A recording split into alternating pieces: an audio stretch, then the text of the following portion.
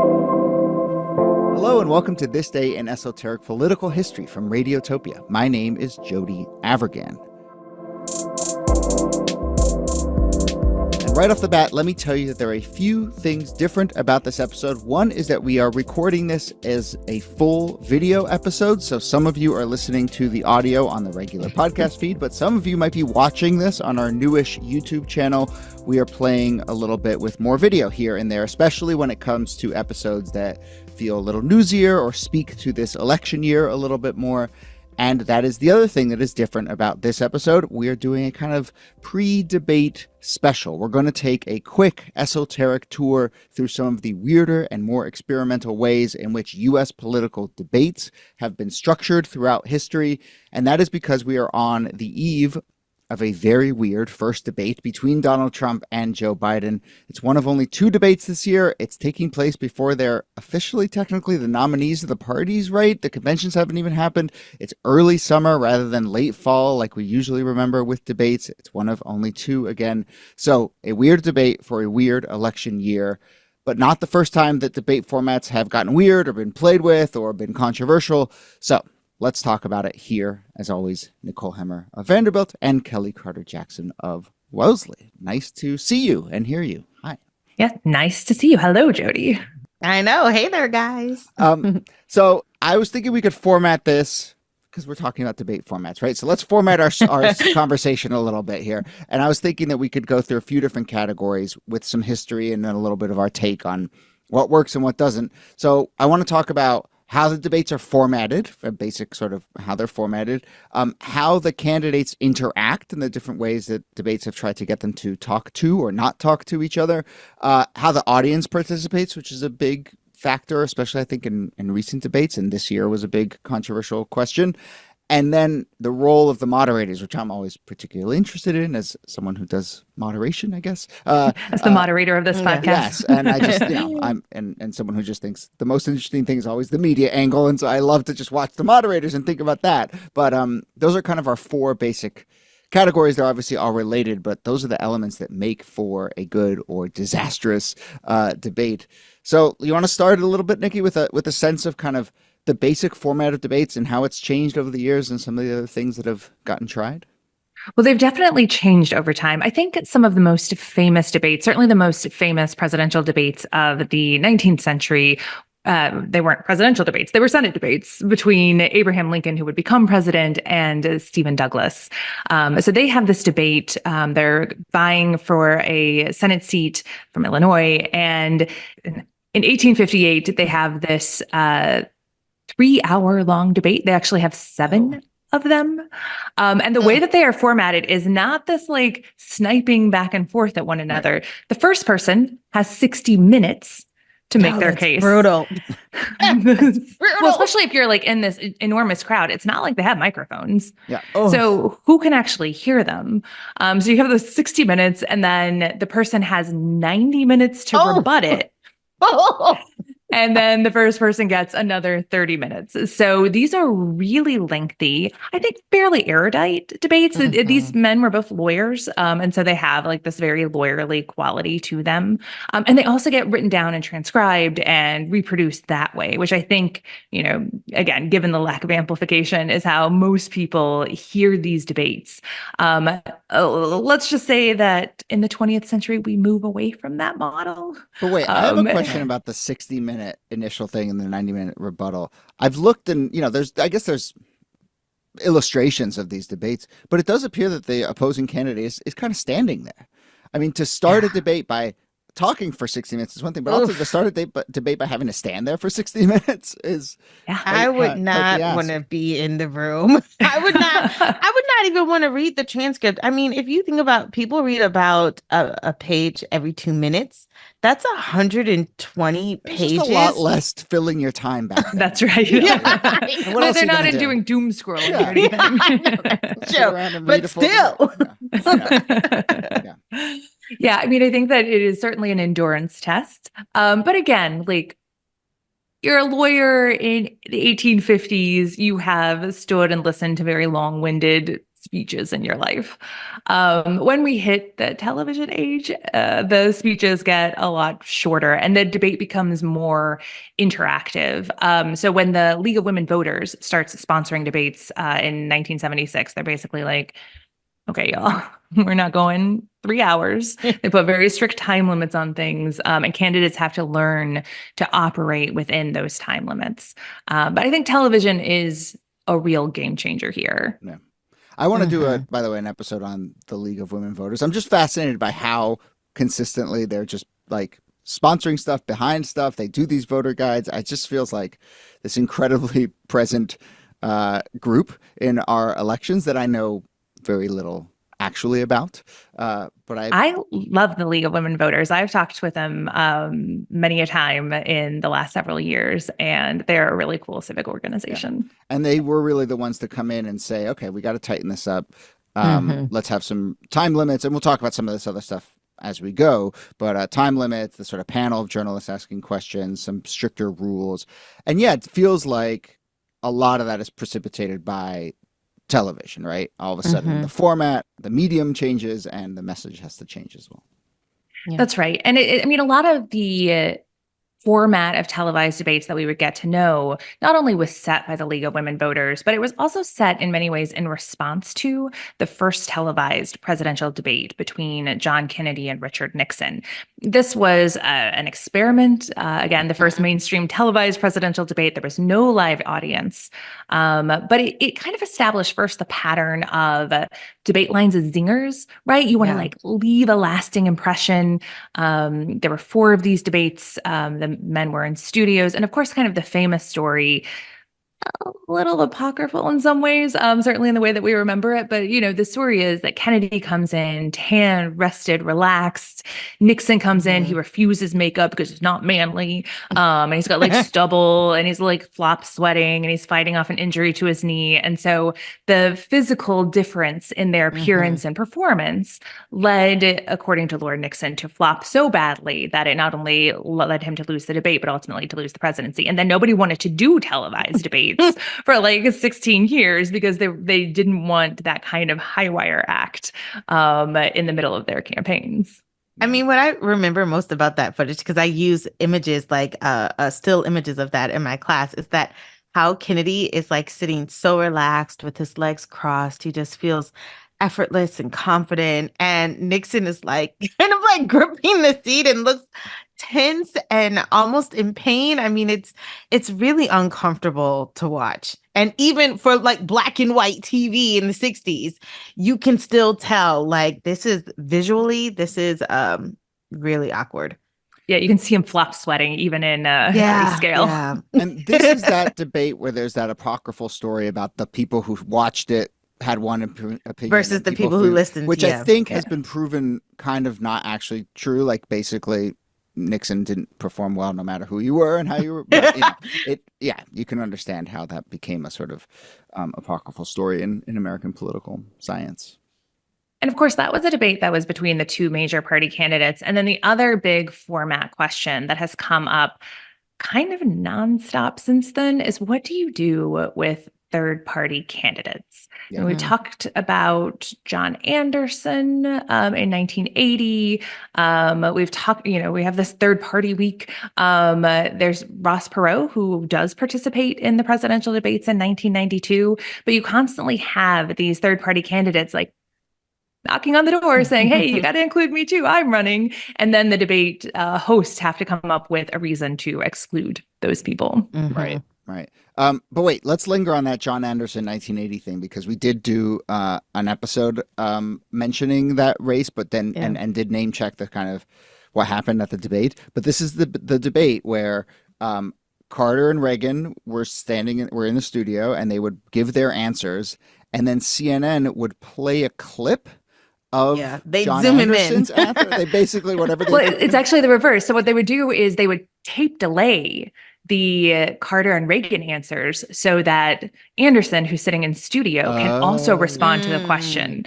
So it's a very fake a sort of live format. Yeah, like a live feel to it. Yeah. Which again, like this is 1980. CNN is brand new. They're just trying things out. They're like going a little wild. And it makes for this like, I don't know, when we all heard about it, we were just like, that's the nuttiest thing to do. Yeah. Nobody would stand for it today because it would be like media manipulation and all of that. But CNN just went for it. Well, that's wild. And this does get at something that I think this will come a little bit later too, but that I often feel like I'm seeing when I'm watching debates on television, which is I think you can see them, the producers of the debate, struggling to solve a problem. It's often the problem from the last debate, and then they try some ham-fisted way to, and it comes, but often they are also trying like a new trick, like some producer, some enterprising producer walked in the room and was like, we have this new thing, we have this new bell, we have this new chyron, we have this new thing. Well, I got a great deal on this new kind of podium. Like, let's try it. But yes, a lot of times it's just like producers trying stuff. It's like when you watch, Monday Night Football, half the stuff there is just like someone got a new toy and they're just yes. That happens in these debates too. They're like, the TV producers are just sort of playing around, and this felt what's going to get ratings, what's going to get views. And so this felt like CNN getting a little out over its skis in terms of trying this sort of overly complicated tape delay thing, which had a lot of technical difficulties, and I don't think made anyone look good in that three-way debate where only two people were actually in the room together. You want to move to our second category, which is related to some of the stuff we were talking about, but like so we just did kind of how it's roughly formatted overall. Let's talk a little bit about this question of how do they actually interact with each other. We have two, sometimes three people on stage. Although in primary debates, right, we should just give a shout out to those like primary debates where there were like 19 people on stage. Yes. Oh my gosh. 2016, there was the VP, there was the JV debate and the varsity debate. Each one had like 11. I mean, it's just like insane. But we're talking mostly presidential debates here, down to a group of two or three. And this eternal question of, do they actually talk to each other? How do they talk to each other? Where are they sitting?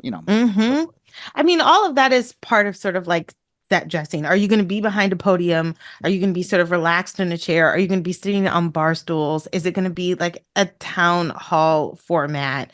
I mean, if you take it back to like the 1600s in New England, the town hall format where sort of everybody shows up in this large barn or church and sort of like voices their opinions. I live in a small New England town, and I remember like one of the officials getting choked up because he's like, we've been doing this for 375 years. And like that sort of specialness and tradition that comes with the town hall, I think, where everyone feels like, democracy is at work. But for a lot of these platforms, especially when you take it further into the 20th century, that town hall feel of where you have two candidates, usually on bar stools or high chairs, and you have an audience sort of surround them, and the audience is sometimes asking questions. Sometimes these questions are prepared or planned. And then you have the candidate responding to either the moderator or responding to the audience.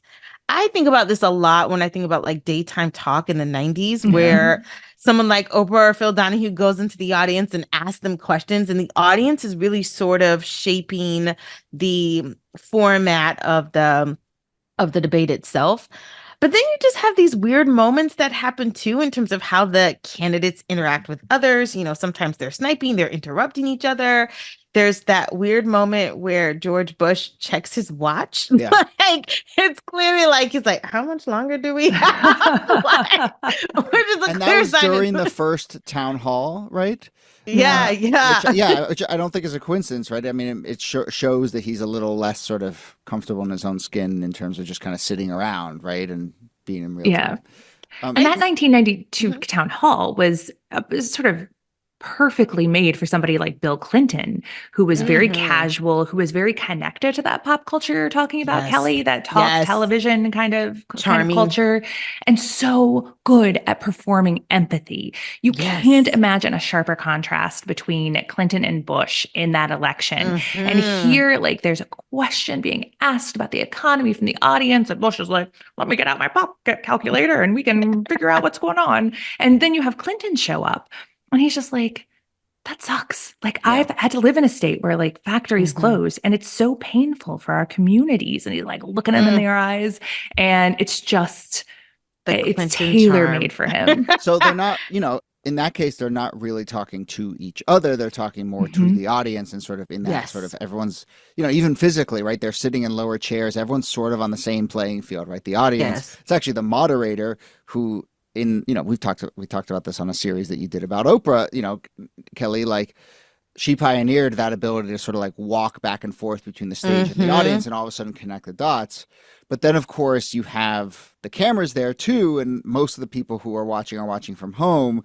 And so, I guess, Kelly, like through the lens of again, it's not a coincidence that this town hall format pops up at the same time that the sort of daytime TV talk is happening. Yes. But do you feel like for viewers at home who are seeing it mediated through a camera, you can get that feeling that like everyone's in a room and we're all talking? Or is it just like the people on stage are the people on stage and, there's no way to really break I mean, I think it depends on the question that's being asked and how the candidate responds to it. Because it goes back to what Nikki said. That's sort of like that empathy moment where you feel like, oh, wow, he gets it.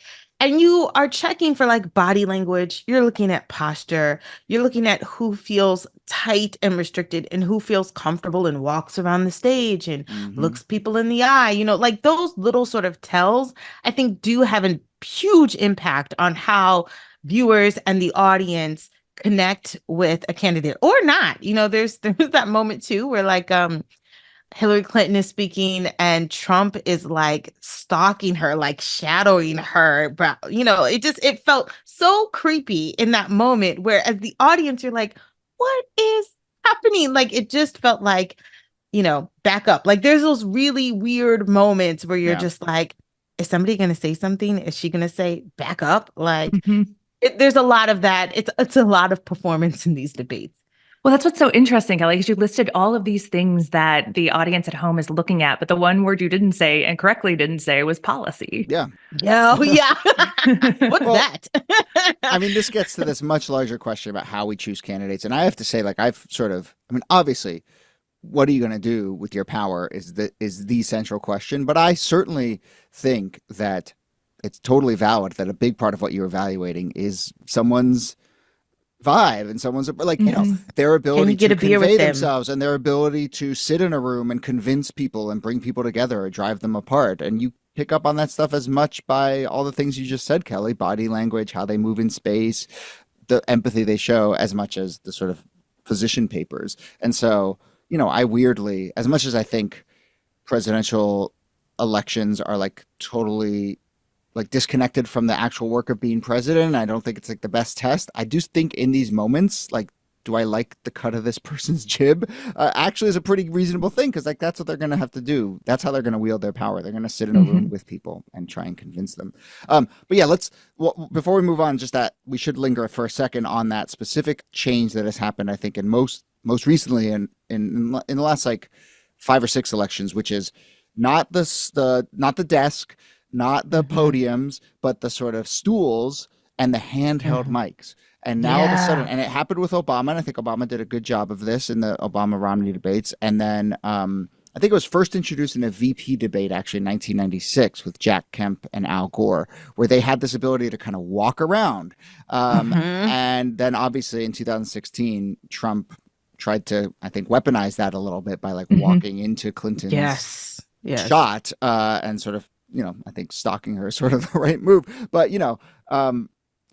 it can be very strange, but it also can be, I think Obama showed that, you can have that moment where you're sitting on a chair and you're talking, and then all of a sudden you get up and it sends a signal. You walk forward and all of a sudden you're just talking to one person in the audience, or just to the so I don't know, but it is a fascinating modern tweak to give people these handheld mics.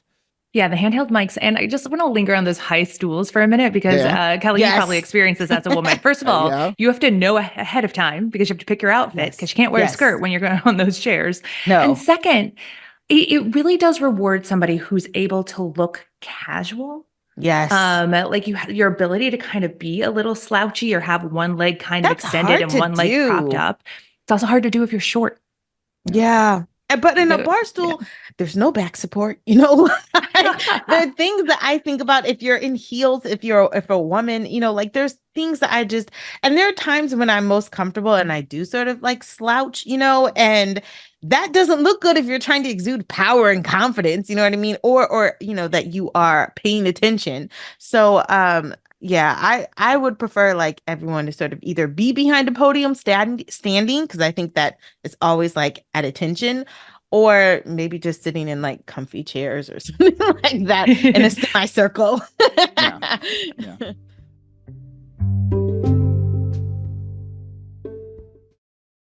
Okay, so that is how they interact with each other. So we've done sort of how they're formatted, how they interact with each other.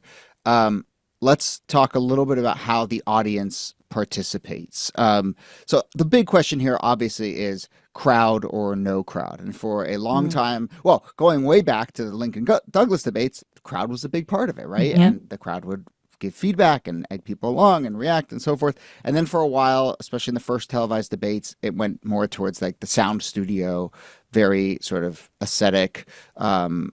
Sometimes they weren't even in the same room debates. And then this question started to get introduced with this town hall format of, do you have a crowd or do you not? And, you know, Trump, this is a big point contention between Trump and Biden for this year's event. Trump obviously wants a crowd there because Trump supporters are very loud and they like to voice themselves. And Biden does not. But yeah, it feels like in the last, I don't know, 4 or 5 elections, the sort of role of the crowd, and moreover, you know, I mean, I remember when I first started watching debates, yes, the crowd would speak up, but then immediately everyone would shush them. And now it's more egging them on, bringing them into the fold.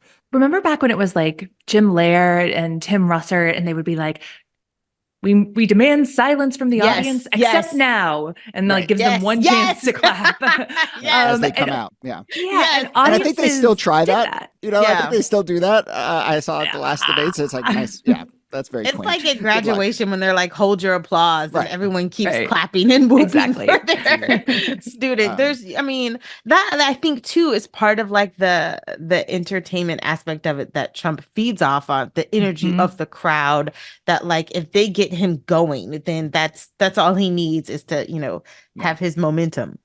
And you know, again, I'm a little conflicted here because on the one hand, I'm like, look, part of the job of being president, part of being a political candidate is to like get people excited, and you know, how do they show their enthusiasm? But you know, the cascade of other choices that come from when you bring a crowd in and you let them vocalize, okay, who do you invite into this audience, right, is huge. And especially now that people are starting to like, you know, weaponize it a little bit and realize that they can go in there and be vocal and affect things. And then also just the sort of TV choices. I mean, look, we did this a little far afield, but we did this whole thing about how the Dean scream, Howard Dean's famous like yell, was a little like a product of the actual sort of way that it was picked up by the microphone and the TV showed it, and wasn't actually like people who were in the audience didn't think it was that weird of a sound.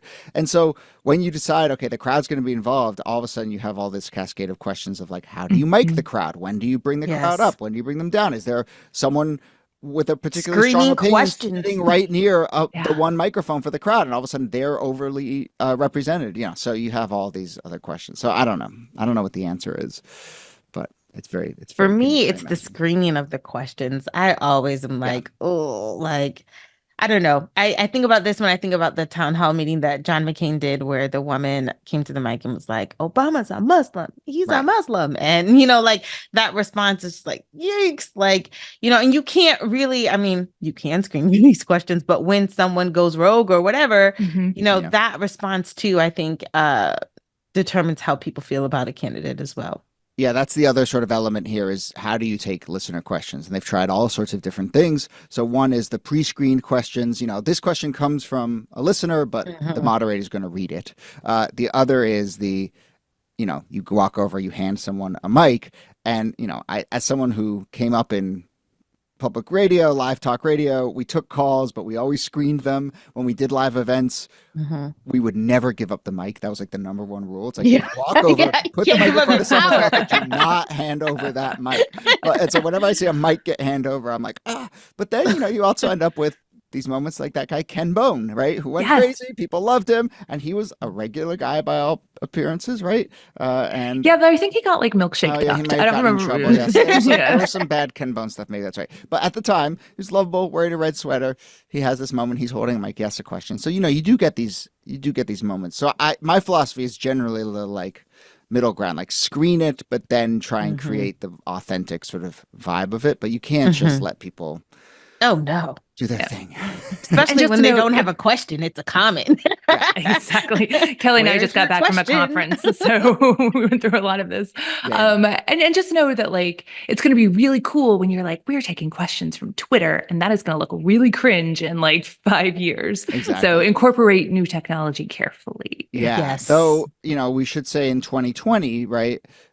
Because of COVID, they did have to kind of do it all virtual, and there were a lot of like social media questions and so forth. And I think those debates were weird for a gazillion reasons, but I think a lot of times that felt a little like a little strange. And so there's times when I'm just like, if you're the moderator, do your job. You're there to ask the questions. That's a journalist job. We don't need to kind of go out our way to wedge in all these quote unquote regular folks.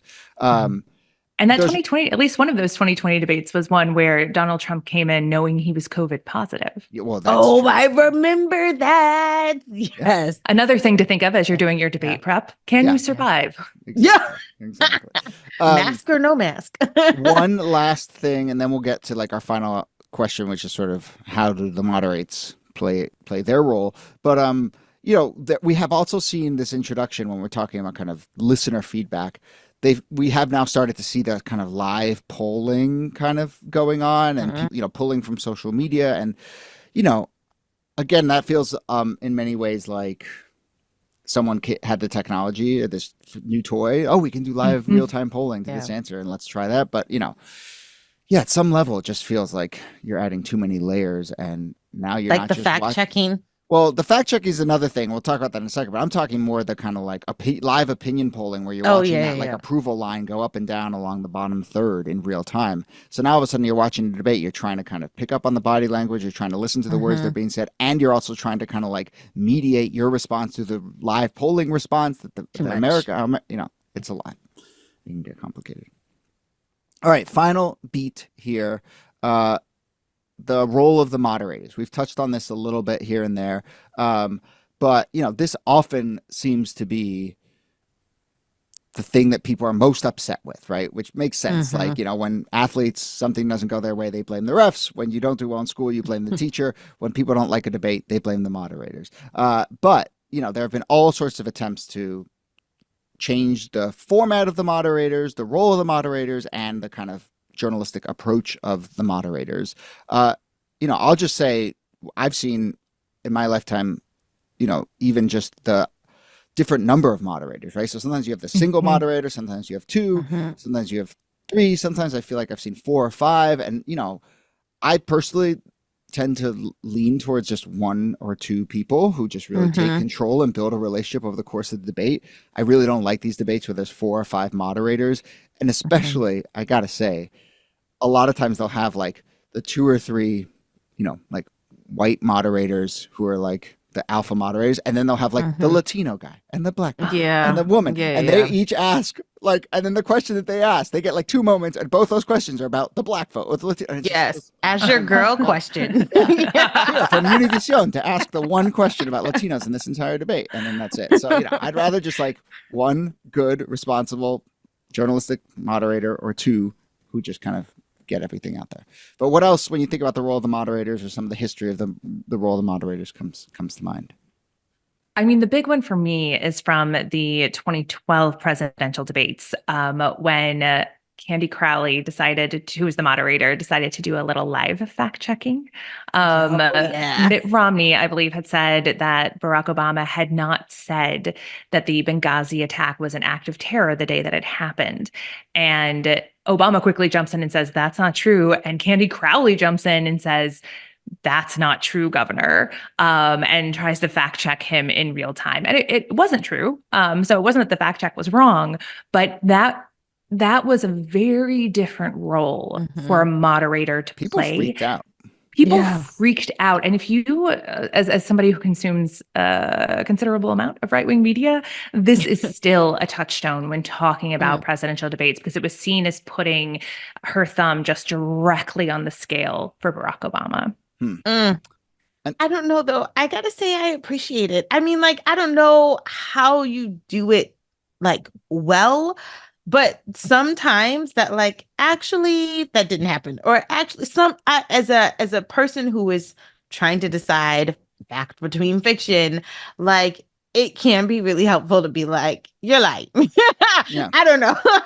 I think that's refreshing, because so much is said in these debates. So much is thrown out there. All of these numbers or statistics, or, you did this and she said this, and, sometimes I think it's nice, but how you do that well, how you do it without penalizing that person, because people do misspeak. Listen, if you're live and you've got to come out with some sort of data piece or policy, there are a number of gaffes that can happen that are intentional or not.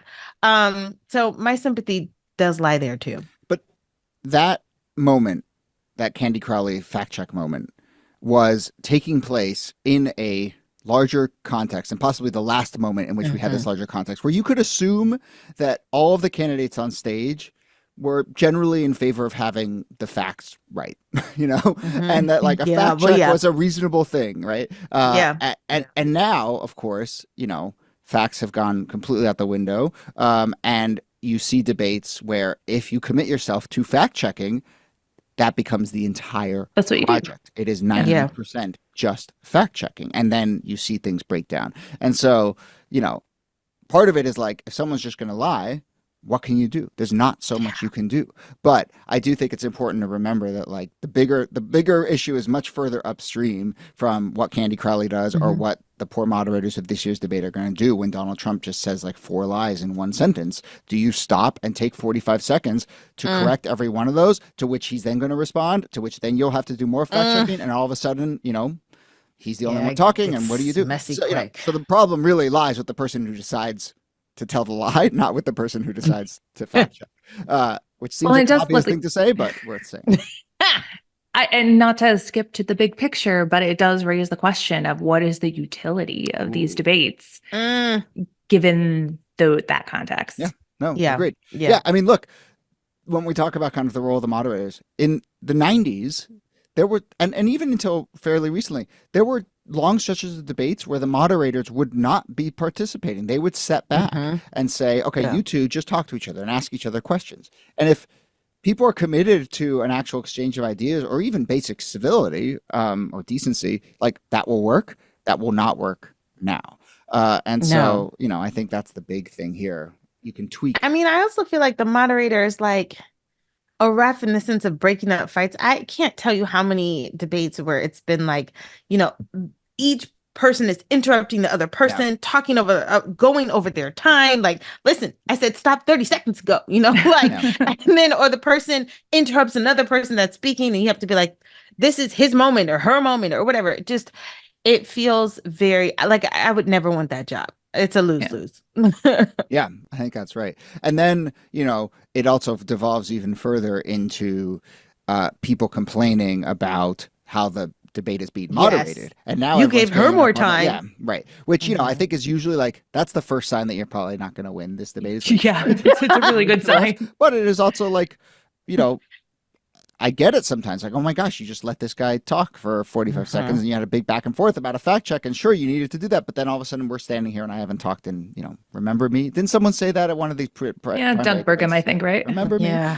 But yes, so it is a bit of a thankless job, though I will say this is where I do really think one steady person who's going to have a heavy hand, and I think we have seen some success in this post-fact era where a single debater single moderator who stands up to Trump or a Trump-esque figure pretty early on and just says, like, look, this is not how it's going to go, But the one thing I've noticed there is that often when you see a really heavy-handed moderator, what ends up happening is it almost reverses the ratio of question and answer. So sometimes, right, you'd think a moderator was like would ask a 15-second question and then you'd get a 1-minute answer or whatever. And in this case, the moderator feels the need to I'm going to establish all the facts in my question. You said this. This is true. This is da da da da da da da.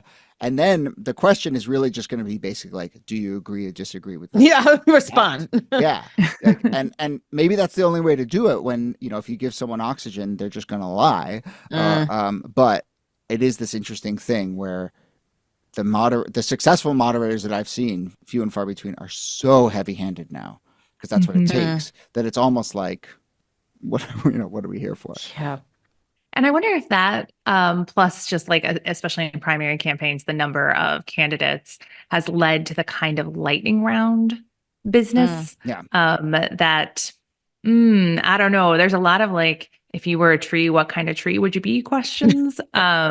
Which I'm sure, Jody, you're going to come in here and rescue this as it tells us something about their personality and their charm and their ability to think on their feet. I have had this very argument with people on Twitter and in real life that I actually am a bit of a defender of the lightning round in that it does exactly that. It shows a little bit. Sometimes, yes, it's silly, but it takes up, 2 minutes at the end of a long debate. It shows a little personality potentially. It gives someone a chance to come up with something clever. Sometimes you get sort of, gaffes in there. But yeah, so in the 2000, a lot of these happen in primary debates, but in 2015 primary debate, someone asked, what would be your Secret Service code name? Donald Trump said humble would be his Secret Service No, I can't. People were asked, do you believe in UFOs? This was a lightning round question. Do you prefer American cars or foreign cars? I mean, come on. No, gosh. What's the biggest misconception about you? In the 2016 Republican primary debate. And actually, Donald Trump said the biggest misconception about me was that I'm not a nice person, which I actually think is a good answer in a lightning round. Someone, I think in 2004, they asked Cubs or White Sox because the debate was in Chicago. And then half the people were like, I don't like either of those teams. I mean, only people from Illinois could say they liked one of those teams. And then in 2016, at the Libertarian debate, they asked, who's your favorite world leader? And Gary Johnson just couldn't think of one. So sometimes you get in these lightning rounds a sort of a gaffe type moment. Yeah. So yeah, I don't know. I love a good gaffe. Preparation is key. Preparation is key. Yeah. But who thinks they're going to get asked that too? You know what I mean? I know. Yeah, sometimes the lightning round does come off as a gotcha. And I think do you agree in reparations? Yes or no? Yeah, exactly. Lightning round. But I generally, if they're sort of, I don't mind them. I don't mind the silly ones, I guess. Favorite kind of ice cream? Sure, why not? Maybe someone will say something interesting, and if not, they'll say something anodyne, and we'll move on in 10 seconds, and fine, I'll take it. But it's not. I don't think anyone expects that that's what's gonna lead them to decide. Sway the election. Whether they eat pizza with a fork or not. That actually should sway the election. The one thing we should end on here is that I think, whether intentionally or not, we've painted a picture of a kind of process, format, television spectacle that has, kind of ground down a little bit over the years. It might be aged poorly. Yeah, aged poorly is falling apart a little bit. I'm imagining like a car there where the wheels are sort of spinning off or whatever. That said, I mean, and we'll do this as we get closer to the election, look back at some key debate moments and sort of the key things that sway us. But like debates really do have a huge impact and people watch them. And I think that's a big part of why Biden is interested in having a debate this early in the cycle, is because I think there is this sense, and I think I kind of tend to agree on Biden's camp, that like a lot of Americans just haven't clicked in on what exactly this election is about, and that it's Trump and Biden again, and so I think debates are these clarifying moments. I will also say 34 felony guilty verdicts are also clarifying moments, but like, yeah, I think the Biden camp is looking for these moments that will pierce through, and debates do tend to do that. I don't think this debate will get the numbers that others have, but 86 million or 76 million. Yeah, they're usually really big draws, but here, right. I mean, maybe one of the reasons that you have them is there isn't any novelty to the process this time through. Yeah. And so you have to offer something. But I also think it's because, as we've seen in those State of the Union addresses, that everybody expects Biden to be unable to utter a syllable. And he comes out and he does perfectly fine. And it reminds people that he actually can do this. And I think that the more reminders people get along the way, the happier the Biden campaign will be. Yeah, I agree. Mm-hmm. All right. Well, that brings us to the end of this episode. Thanks to everyone who's been watching this on YouTube, and thanks to everyone who's been listening to the podcast. We'll do a little bit more, especially related to the election on video. But yeah, go subscribe to our YouTube page, go subscribe to our newsletter, do all that stuff, and keep listening to the show. And enjoy, is that the right word? Acknowledge, have on the debate, everyone. It's happening whether you like it or not. That's why I will leave it. We'll see. Nicole Hemmer, thanks to you as always. Thank you, Jody. And Kelly Carter Jackson, thanks to you. My pleasure.